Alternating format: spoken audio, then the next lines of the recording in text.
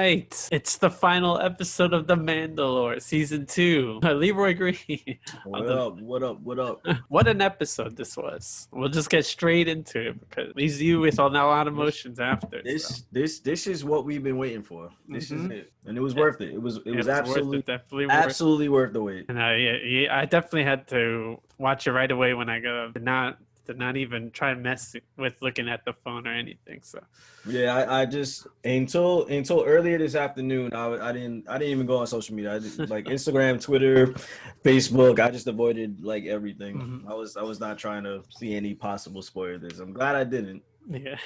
Yeah, that's what happens when you have it released like 3:00 in the morning. People stay up to watch it and then they spoil it. Well, as far as anyone watching, like this is definitely a spoiler review. Like I don't know, depending on how long you've been watching this series, but these are all spoiler reviews. So please, if you don't want any spoilers, just go to another video or watch the episode and then come back. Yeah. Or if you're watching this when Season 3 comes out, thanks for this is a good recap for you. So Definitely. So yeah, we start off with getting the team together. We see they're trying to Boba Fett slave one ship chasing another Empire ship. I actually had the toy of this ship, I remember the that shuttle. one. Yeah. And I remember when I saw it, I was like, damn, I remember playing with this ship. And we see the scientists in there. We see 2 pilots of the Empire. And then Pershing, yeah. They get the ion cannon to disable it. Then they come into the ship. You see the 2 people of the Empire, one loyalist and one just a regular dude. Oh, he was trying to get out there. He's trying to get out. Hey, wait a minute. Hey, look, man. I can tell y'all. Yeah, and the loyalist shot him, and he's from Agents of S.H.I.E.L.D., the actor. A little fun. He started taunting about Alderaan. And he's like, ooh, talking out of pocket right now. Yeah. He got shots in the face. She came back at him, though. Yeah. Like, yeah, I was on the Death Star when it blew up. She was like, well, which one? Which one? I was like, ooh, dang. I hit a little spot for him. Yeah. Yeah. And we see the opposite of what Bill. He gets shot. I don't know how he's gonna get out of there anyway. See the Slave One land next to Bo-Katan's ship, and we see your girl Sasha Banks again back. As Koska Reeves. Yeah, man. Reeves, yeah. I told you. I called her. I was like, yo, they gotta bring him back. Yeah. They got. When they use her as a thumbnail, I was like, oh, they can't have her one episode. I know, right? Don't hype up Sasha Banks being here. We only gonna see her one time, yo. And I'm glad the second time really worked out. Yeah. Way better for her, and she'd even do some wrestling moves. She gave a DDT to Boba Fett. Yeah, she was like, did she just Boba Fett? Did she just DDT Boba Fett right now? DDT to Boba Fett, man. Like that's crazy. And that whole scuffle happened when she tells Boba Fett that, oh, you're not a real Mandalorian, you're a clone. Yeah, that was Bo-Katan. Bo-Katan. Oh, good. Yeah. Bo-Katan, and I was like, we're opening up that conversation again. Yeah, I guess the voice was a giveaway, Probably, yeah. I heard your voice 1,000 times. So I was like, oh. Mm-hmm. Yeah, but I I'm a believer in clone rights, so I think he's a Mandalorian. So he said, "Nah, you are like that's all you are. You are just a clone. That's it." He was like, "Yo, I got this from my father." He's like, "No, you mean your donor?" You don't? Yeah, I was like, ooh, another. People keep talking out of pocket this episode. Yeah. I mean, that's the thing when you get into these Mandalorians. Some of them are like, they're purists. They're purists, as you can see. Like that's how Din Djarin is when it comes to his. There's some heat there, yeah. And then when Sasha Banks says, "I thought psychics can't talk," and he was like, "Well, ain't that the pot calling the kettle black?" Yeah, the Star Wars version of that. I was like, "Oh shit!" She showed him that she more than the sidekick. Yeah. So they eventually, he says, "Oh, they have the child," and he says, "Who?" He's like, "Moff Gideon." She's like, "You'll never find them." And then they eventually agree to go with him because. I was like, fine, we got the coordinates right here. Yeah. I don't know why he didn't say that. It's like, we know where he is. Last episode. I think we come out here not knowing where he is. Yeah, right. And she said she wants to keep the ship after, and she wants to fight Moss Gideon when they're planning to board the ship. Mm-hmm. And they have a little cute thing where they get chased by Slave One, act like they're getting fired upon. And they come crashing in. A little cute moment there. And then they start girls get it done. We get the girls get it done. Laying waste to all them stormtroopers. Yeah, all them stormtroopers. Every Girl girl gets their moment. Yeah, it was cute. You know, her gun jammed, and she just said screw it, and just yeah, started smacking people up, just like the gun was a blunt object. Yeah. Even smashing it on the ground to get it unjammed. Yeah. It was a dope like hallway scene. It reminded me like, you know, how, you know, in like the Marvel TV shows we always get like the hallway fights. Yeah, hallways. Like in Daredevil, like it reminded me of that. Yeah, and Rogue One, ever since that hallway scene with Darth Vader, where he just going through all those rebel troopers. There's so many hallway scenes now. Yep, that's what's hot in the streets. Yeah, so yeah, they eventually reached. So they're a distraction. Din Djarin comes out way later, and he's looking to block off the Dark Troopers.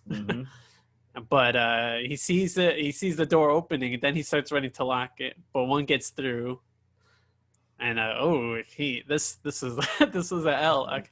Yeah, those Dark Troopers, man. They no joke, man. No joke, yeah. He just split that door open, which I'm pretty sure that was a Terminator 2 reference, because that's exactly what happened. This scene showed how strong like Beskar armor really is, bro. Because without it, he would have through it. It'd have been like punching a watermelon, man. It just like, oh my god, it like crushed them. Yeah, I was like, how's the glass holding up? Through all those punches, but I mean, the ship started getting damaged. Yeah, the ship was getting damaged more than. I was like, oh my god! I was like, this guy definitely has a concussion after this. But seriously, he better see a doctor after all that. Yeah, even Din Djarin was shooting him and set him the Dark Trooper on fire. Didn't affect him at all until he used the spear. That spear, yeah, we finally got to see, you know, that pure Beskar spear. Yeah, what that's made out of.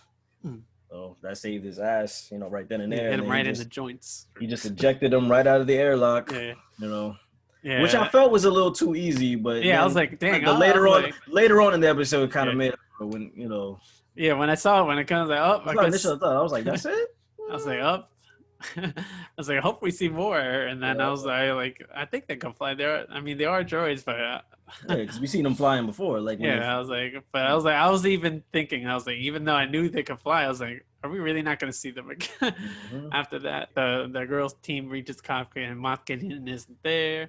And then we find out that Din Djarin opens the gate to Grogu, the cell to Grogu, and Moff Gideon's there with the Darksaber. And he gives he makes a deal with Din Djarin to say, I'll give you the baby. I already got his blood. And he probably it's not on the ship anymore. He probably gave it to whatever it's used for, maybe Palpatine's resurrection. It's either towards Palpatine or it's towards Snoke. Yeah, that's my the clone of Snoke. Yeah. You know. And then when Din Djarin believes him for some reason. He was kind of believable right there. Because even I believed him. Maybe that just shows how good of an actor Giancarlo is. And then he started whacking him like like he was a piano or something. And that Beskar was holding up. Sure was, yeah. And we got a nice little duel between them, which, you know, we were, you know, obviously expecting since season 1. You know, especially when we saw the spear too also. Yeah. So and then he does use the spear as well, and then he disarms him, and he doesn't kill him. He spares him. And when Moff Gideon said, "This should be interesting," I was like, "Oh, dude is gonna keep talking." Then Djarin brings him to the cockpit, and Bo-Katan, right? Bo-Katan sees him with the Darksaber, and she's like, "Oh shit." She's like, oh no, not how I had it play out in my mind. Yeah. It's like, this is why I wanted you to leave him for me. But the priority was the baby, so Djarin had to get it. So and he starts to explain the Darksaber even further. He's like, you can't just, because Din Djarin tries to just, I yield it to you. Try to get all the loopholes. Yeah. Said, it don't work like that. This thing is pure power. You have to best somebody in combat for it. That's, you know, the story is the power of this. Yeah. And like I saw Rebels, but where Sabine Wren gives it to her, so I was like, let's retcon that moment. That gets tense it gets interrupted by the Dark Troopers, round 2 coming back, flying in, and it was crazy when they pounded through that door, man. Yeah, pounded through that door. Strong as shit. When they're knocking in the door, and then we see it act. He says it. He's like, "Yo, when they get through, the only people that's gonna be alive is me and the kid." You know, 'cause obviously they're programmed to protect them. He's waiting. He's waiting for them to break through. Then we see a very familiar X-wing. And Cardinals like, oh, one X-wing, we're saved. I was like, this is any X-wing. No. I instantly knew.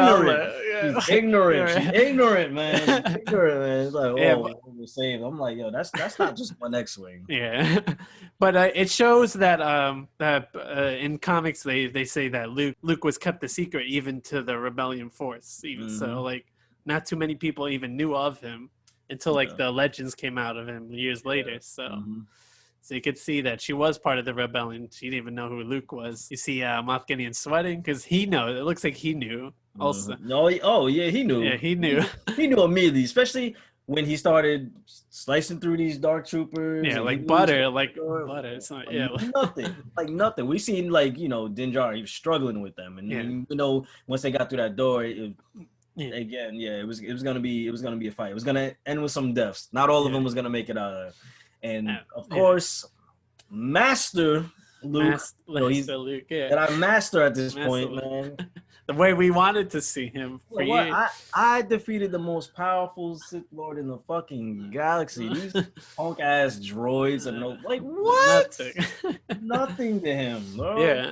And he did all this with his hood still over his eye. Over his eye. You didn't even need to look at him. It was such a beautiful moment seeing this Luke in Austin. This is the badass Luke that we've been trying to see for so long. Because we knew at this point he was in like the prime and peak of his powers and his mastery over the Force. And they Jon Favreau and Dave Filoni delivered that to us. And then we see his face. It's CGI, just like in the Rogue One with Tarkin and Leia.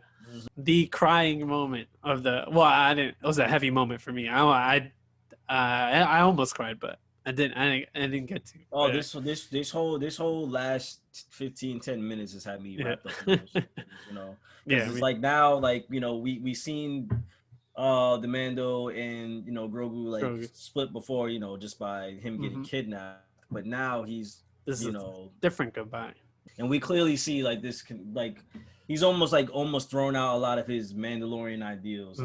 His primary focus is his bond and his connection, but he knows the importance of he needs to master these powers that he has to protect himself. What better way to do that to the only and most powerful Jedi? We see R2 come in, they have their little cute moment. Yeah, we do get a Marvel influence scene. We get a post-credit scene. Yeah. We see with Boba. We see Fennec and Boba return back to Tatooine, Jabba's palace. And we see his sidekick. Been living the good life, a little fat and juicy now too. Yeah, you good boy got thick, man. I was like, oh my god, this motherfucker. Yeah, Bib Fortuna, I think his name was. Yeah, Bib Fortuna. Yeah, from Jedi, and he's like, hey man, I thought you were dead. I heard rumors. Yeah, and then he shuts that shit up real quick. Shot his, and he sits on the throne, and we see the Book of Boba. Yeah. So I don't know if that's a separate show or that's going to be a continuation from the Mandalorian. It could be a movie too. Yeah. So, and we'll wrap it up here. I give it a 9.9. I don't want to be a party pooper, but it's like there's no consequences. No one's gonna die. Everyone just makes it out scot free. I was like, all right. Yeah, me, and maybe the face thing. So I'm just giving it a 10 because, like I said, because it's what we predicted a couple episodes back when we said when he reaches out, it's gotta be Luke. It's gotta be Luke though. And even before, I think it was even a little around that time, maybe even a little early, we kind of predicted at some point with Ahsoka being involved. we're gonna have to know the whereabouts of Luke. He's always been his goal to get him to the Jedi. You know what I mean? Little to none left. Like, and it's only 5 years. You know, after of them are like the Return of the Jedi. We gotta know something about Luke, like something. Yeah. So the fact that they gave it to us and we seen Luke portrayed in a way that we should have seen in these movies, is all I wanted. All I wanted. It gave me everything I wanted. So this is a 10. You know, this is a 10 for me. Perfect. Yeah. This is Subscribe Reviews. We're on Camp Nas, and we will see you next year for season 3.